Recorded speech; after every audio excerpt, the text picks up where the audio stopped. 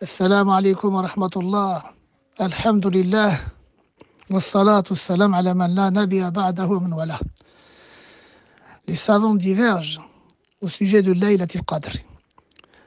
De cette date-là, est-ce qu'elle est une date qui est la même chaque année ou elle change, elle varie tous les ans?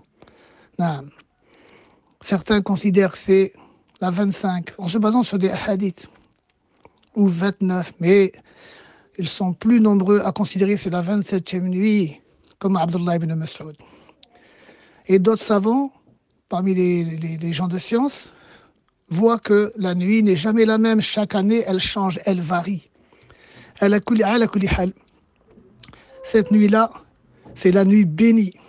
Du fait qu'Allah tabaraka wa ta'ala fait descendre de Lawh al-Mahfoud, les tables gardées, jusqu'à Al-Bayt al-Izza. Al-Bayt al-Izza, c'est comme la Kaaba à Mecca. La même chose, mais qu'il y en a une dans chaque ciel. Celle du 7e ciel, elle s'appelle Bayt al-Ma'mour. Tayyib. Et celle du Sama ad-Dunya, le ciel illuminé, le plus proche de ce bas monde, s'appelle Bayt al-Izza. Naam.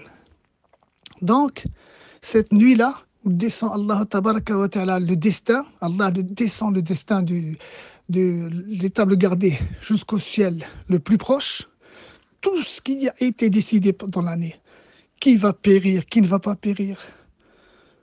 Subhanallah, je crois que c'est Ibn Kathir qui a dit, j'ai vu un homme travailler dans les champs, faire ceci, faire cela, pour la récolte, alors qu'il allait mourir juste après.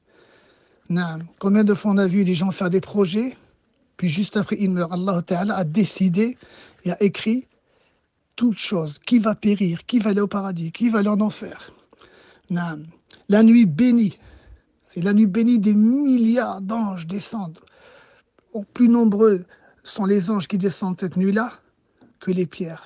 Avec l'ange Jibril, Naim, Ruh al-Qudus, l'Esprit Saint, de l'immensité de cette nuit. Tabaraka wa ta'ala fait ce qu'il veut. C'est la nuit où les fautes et les péchés sont effacés. C'est la nuit où les fautes et les péchés sont effacés.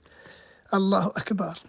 C'est la nuit de l'espérance, où tous espèrent qu'Allah Azza wa Jal pardonne, qu'Allah Azza wa Jal répond, stajab, exauce les invocations, les demandes, les guérisons, les naam, la nuit de l'espérance. La nuit où tout est décidé. Inna anzalnahu fi laylatin mubarakatin inna kunna mundirin fiha yufraqu kullu amrin hakim. C'est là où tout ordre sage est décidé. Allahu Akbar. Al-Qadr, ça peut vouloir dire aussi la vénération. Al-Qadr, on sait que ça veut dire le destin. Mais dans le sous-entendant de ce terme-là, ça veut dire la vénération, l'adoration. C'est là où les croyants, tous les croyants, sont occupés par la vénération d'Allah, par l'adoration d'Allah. La lecture du Coran, la soujoud, les invocations, les adkar, les inclinaisons, c'est la nuit de la vénération. Allahu Akbar. C'est la nuit où disent les gens du tafsir, où Shaitan n'a aucun pouvoir.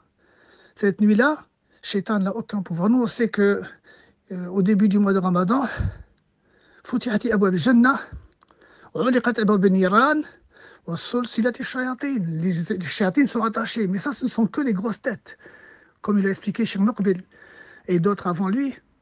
Ce sont que les gros shayatines qui sont attachés. C'est une chose que seul Allah connaît.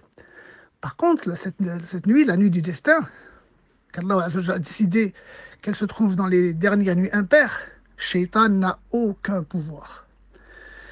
Les gens du tafsir rapportent qu'il y avait un récit qui a été raconté par le messager d'Allah sallallahu alayhi wa sallam. C'est les gens du tafsir qui rapportent où un homme combattit, un homme qui fait partie des Bani Israël. Il combattit avec une mâchoire d'âne pendant 1000 mois. Naam, si vous regardez aujourd'hui, la terre elle est très peuplée. Aujourd'hui, vivre 80 ans, 90 ans, c'est beaucoup.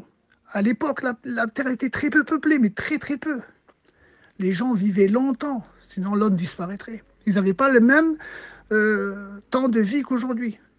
Regardez Noé, il a prêché pendant 950 ans. Eh ben, cet homme-là, des Ben Israël, il a combattu fi sabilillah pendant 1000 mois.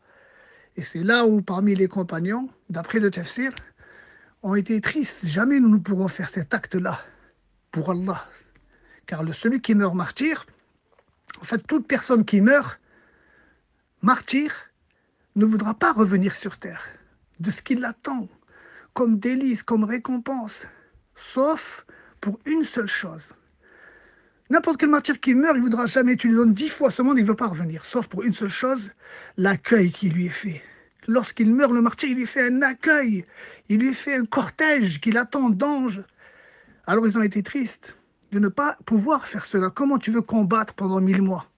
1000 mois, ça fait 84 ans et quelques, dans le sens approximatif. Et là, donc, le verset est venu montrer à la communauté du prophète sallallahu alayhi wa sallam que Laylatul Qadr, elle est mieux que 1000 mois. C'est pour ça que certains disent 1000 mois d'adoration, d'autres disent 1000 mois de guerre, de djihad, d'effort pour Allah tabaraka wa ta'ala. Naam. Khayr min alf shahr, mieux que 1000 mois. Ala kulli hal, ikhwan al-kiram, vous avez compris que c'est la nuit bénie. C'est vraiment pas le moment de se laisser aller et de remettre à plus tard ou de remettre à 1 heure ou dans 2 heures. C'est maintenant, le temps passe. Celui qui arrive à faire dans les 3-4 derniers jours qui restent là, ce qu'il n'a pas fait depuis le début, rajoute quelque chose. Mets-toi salat al-duha. Fais des choses que tu ne faisais pas, rajoute. Fais en sorte que ces jours-là sont meilleurs que les 27 premiers jours de Ramadan.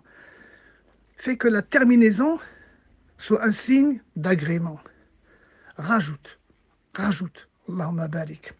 Au sujet de Zakat al-Fitr, ikhwan al-kiram, Zakat al-Fitr, on ne peut pas la donner juste un jour ou deux avant l'Eid. Certains savants voient même 3 jours avant l'Eid. Mais le mieux, c'est de le donner juste avant Salat al-Eid. Le mieux, c'est de la sortir juste avant Salat al-Eid. Il n'y a pas de prix au sujet de Zakat al-Fitr. Chacun met selon ses capacités en nourriture.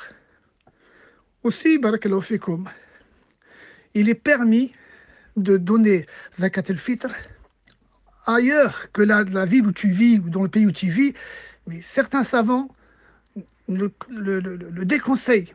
D'autres le déconseillent fortement même. Sauf ce que j'ai vu de l'imam Malik, de l'imam Shafi'i, de l'imam Ibn Hanbal, sauf si vraiment il y a des pauvres dans le pays où tu vis qui sont beaucoup plus pauvres que là où dans le pays où tu en vois, plus de pauvres que là où tu vis. Ou alors tu ne trouves pas de pauvres là où tu vis. Dans la ville où tu vis, il n'y a pas de pauvres, de vrai sens du mot pauvre. Alors dans l'autre endroit là-bas, il y a des gens qui sont beaucoup dans le besoin, des choses de ce genre. Comme vous le savez, c'est la religion de Samha, c'est la religion de la tolérance. Naam. Donc, chacun fait avec science. Personne n'agit comme ça avec ignorance. Quand tu ne sais pas, tu demandes. Fas'alu ahla dhikri in kuntum la ta'lamun. Wa sallallahu tawfiq. Wa subhanaka Allahumma wa bihamdika. Wa ashhadu an la ilaha illa anta. Astaghfiruka wa atubu ilayk. Assalamu alaikum wa rahmatullahi wa barakatuh.